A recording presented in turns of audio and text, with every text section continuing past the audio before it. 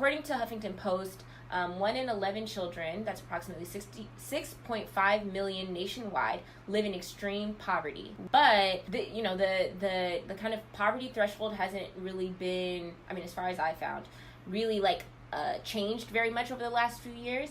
And so the threshold in the United States are updated and used for mostly statistical purposes. In 2015, in the United States, the poverty threshold for a single person under 65 was an annual income of $11,770, and the threshold for a family group of 4, including 2 children, was $24,250. But it is important to note that this threshold is is a national threshold, but that the experience of poverty or the experience of being poor will vary depending on the region. And so $24,000 looks very differently in the middle of Texas or in rural America than it does living in a major city like Los Angeles.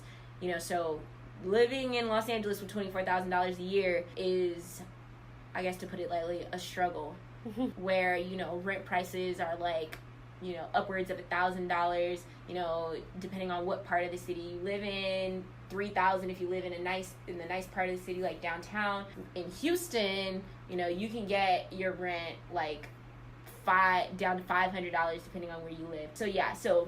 And also that this was extreme poverty is considered having that income, but we also are very aware that, you could have one parent making $50,000, but if you have 6 people in the house, someone with disability or a lot of debt or a lot of medical bills or a lot of, you might still be living in poverty, but by federal standards, you're not living in extreme poverty.